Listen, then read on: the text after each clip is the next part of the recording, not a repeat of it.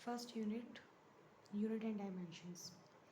Important points है कि जितने भी त्रिकोणमितीय फलन होते हैं वो सभी बीमाहीन होते हैं, वो डायमेंशंस लेस होते हैं। जैसे sine theta, cos theta, tan theta. Sine theta अगर हम देखें तो लंब बटा कर्ण होते हैं, यानी कि L1/L1, तो ये कैंसिल हो जाएगा, यानी कि बीमाहीन भी है और मात्रकहीन भी है। लेकिन इसमें मेन चीज़ ये है कि जो साइन थीटा में थीटा होता है ये हमेशा कोण की भांति व्यवहार करेगा। तो एंगल जो होते हैं वो भी क्या होते हैं, डायमेंशन लेस होते हैं। इसके साथ जैसे साइन, ये कोई फलन दे दिया आपको, तो ये पूरा भी क्या है, डायमेंशन लेस है। और इसमें जो ब्रैकेट में जो ये वाली वैल्यू है ये बिहेव करेगी एक एंगल की जैसे, इसका मतलब ये भी क्या होगी, बीमाहीन। कोण जो है एंगल या विस्थापन, कोण बराबर क्या होता है, चाप बटा त्रिज्या। तो अगर हम देखें चाप भी L1, त्रिज्या भी L1, तो इसके भी क्या हो जाएगा, बीमाहीन होता है। लेकिन इंपॉर्टेंट बात ये है कि एंगल बीमाहीन तो होता है लेकिन मात्रकहीन नहीं होता। एंगल का मात्रक होता है रेडियन। तो ये इंपॉर्टेंट चीज़ है कि कोण बीमाहीन है लेकिन मात्रकहीन नहीं होता, मात्रक सहित होता है। कोणीय वेग क्या होता है, जैसे हमें पता है कि वेग बराबर क्या होता है, विस्थापन में परिवर्तन की दर। तो वैसे कोणीय वेग यानी कि कोणीय विस्थापन में परिवर्तन की दर।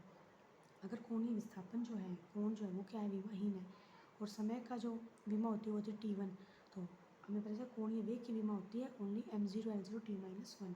अगर हम इसके मात्रा की बात करें तो वेग की मात्रा क्या हो जाए, जैसे कोण का होता है रेडियन और समय का सेकंड, रेडियन पर सेकंड। और अगर हम कोणीय त्वरण की बात करें, एंगुलर एक्सेलरेशन की बात करें, तो कोणीय त्वरण जो होता है कोणीय वेग में परिवर्तन की दर समय के साथ, तो कोणीय वेग का होती है t-1 और अकेला समय को फिर से आ गया अपन में T1, तो इसकी जो विमा हो जाएगी वो हो जाएगी t-2। तो कोणीय त्वरण की जो ऐसा यूनिट होती है वो होती है रेडियन पर सेकंड स्क्वायर। इसके साथ अगला है बल आघूर्ण। क्या होता है बल आघूर्ण, यानी कि बल गुना में लंबवत दूरी, जो हम पढ़ते हैं गैमत क्लास के अंदर, तो जो होता है मोमेंट ऑफ फोर्स। तो हमें पता है कि जो हमारा बल होता है उसकी विमा होती है m1 l1 t-2, और दूरी होती है उसको हम l1 लिखेंगे, तो दोनों को विमा को मल्टीप्लाई करते हैं तो m1 l2 t-2। तो यहाँ एक बार पता चलते हुए चाहे बल आघूर्ण हो, एनर्जी हो, कार्य हो, इन सब की विमा क्या होती है, एक समान होती है m1 l2 t-2।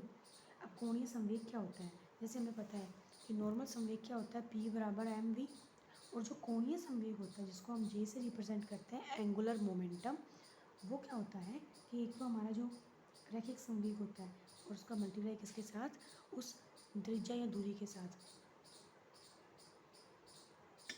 तो हमें पता है कि संवेग जो होता है, संवेग की विमा क्या होती है, m1, वेग की होती है l1 t-1, तो m1 l1 t-1 होगी संवेग की, तो कोणीय संवेग हो जाएगी m1 l1 t-1, और क्योंकि त्रिज्या है तो l1, तो ये हो जाएगी m1 l2 t-1, जो कि किसकी विमा हो जाएगी, कोणीय संवेग की। इसके अलावा गुरुत्वाकर्षण जो